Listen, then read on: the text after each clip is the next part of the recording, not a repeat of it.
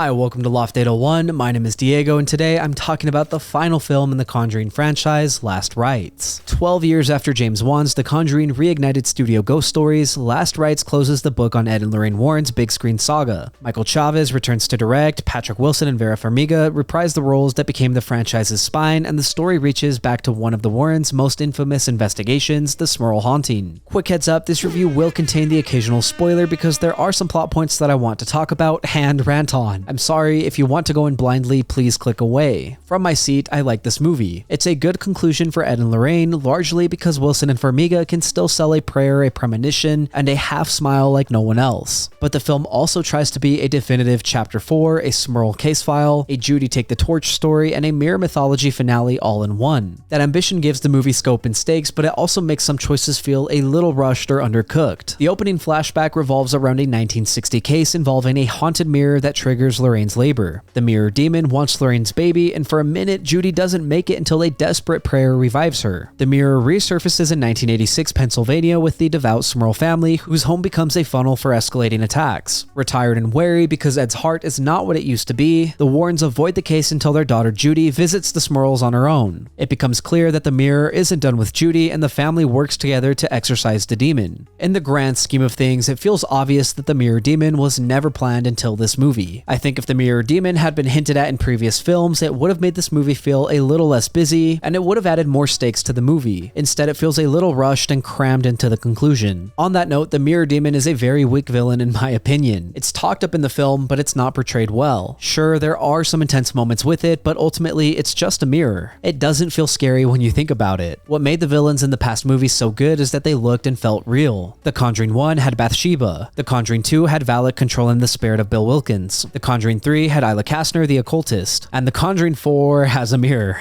The mirror should have been a smokescreen with a crazy demon reveal, but we never get that reveal. Sure, the movie explains that the mirror demon controls the spirits of the axe-wielding husband who murdered his wife and mother-in-law, but we never get to see the thing behind the glass pulling the strings. So the abstractness takes away a lot of the stakes. Speaking of stakes, the climax of this movie is kind of goofy. It's set up well and pretty intense, and it looks like there's going to be some heavy stakes, but the movie basically ends with everyone coming together and shattering the mirror with the power of family. For a movie that claims this is the case that ended their work, the villain and resolution feel cheap. Characters that should have died didn't die, and everybody basically gets off scot-free. I know it sounds like I'm complaining a lot, but I promise I enjoyed the movie. I'm just pointing out flaws and things that were inconsistent. As a case file, I wish we lived longer with the Smurls. The movie cuts between the Warrens and the Smurl home effectively, but we don't get enough time to sit with the family's day-to-day dread. The Smurl family is less defined than past families like the parents and Hodgsons, and is kind of tossed aside during the climax. This is both a good thing and a bad thing. For a movie that wanted to focus on Ed and Lorraine, this is a good thing. It concludes their story, but it doesn't really feel like it concludes the Smurl story because we're not as emotionally invested in them. The emotions in this movie lie with Ed and Lorraine trying to protect their daughter Judy. No parent wants to see their children in danger, so this resonates. I love their tiny looks across a room and the way Farmiga prays like she's bargaining. Patrickwilson's warm and fatherly even when his heart condition flares up. His heart condition pops in and out to serve the scene, but that's okay. Together, I love their chemistry. Their dynamic sells this movie's farewell beats, which are the true emotional engine of the movie. Mia Tomlinson plays Judy Warren, who finally gets to be an adult protagonist. She's watchful, guarded, and fierce when cornered. She gives off genuine fear and the genetic Warren steel. I don't know if this movie intended it or not, but it almost felt like Judy was being set up as the successor to Ed and Lorraine. The narrative then pivots to reveal she's actually a plot device. I'm not upset about the pivot because I don't think Judy would have been a good successor, and it would have cheapened her parents' conclusion, but I am confused as to why this movie tried to cram so much of her story into this movie. Again, if this movie had focused more on the Smurls rather than Judy, I think this movie would have landed better. That said, Judy does have some cute moments with Tony Sparrow's Ben Hardy and her family. I like that Ben is an earnest guy who gives Judy a human tether. Steve Coulter's Father Gordon got a lot more screen time than I anticipated, and I like that. He added stakes to the movie, even if those stakes were brushed aside in the climax. The Smurl family's supporting cast of Rebecca Calder, Elliot Sowen, Bo Gadsden, and Keela Lord Cassidy all give great performances. It really is a shame that we didn't get to live with them longer. The ending of the movie brings back a lot of familiar faces like Lily Taylor's Carolyn Perrin and Frances O'Connor's Peggy Hodgson. It's fan service, but it also serves as a reminder that the Warrens didn't just beat cases, they restored families. I don't have too much more to say about the movie. The cinematography is good. I like the 1980s home video imagery. I like the mirror shots and doubled frames. I like the dim lighting because things were still visible. I also love the Smurls home. It was easy to follow along with the action in the home, and I knew where the basement and the stairs were. In other words, the home had a sense of scale. The soundtrack is also great. I love the strings and the coral colors that underline the scares and emotional moments. It's never overdone and helps build up the jump scares so they feel earned. I don't have any complaints about the cinematography, score, or sound design. What are your thoughts on The Conjuring? So I love the Conjuring franchise.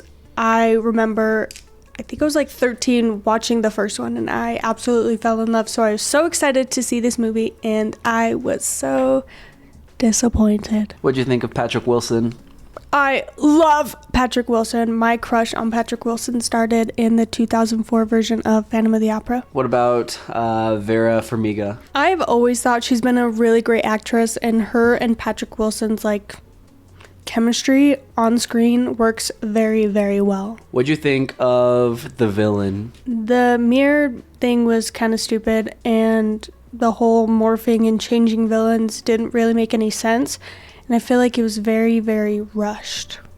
Do you have any final thoughts? Definitely my least favorite.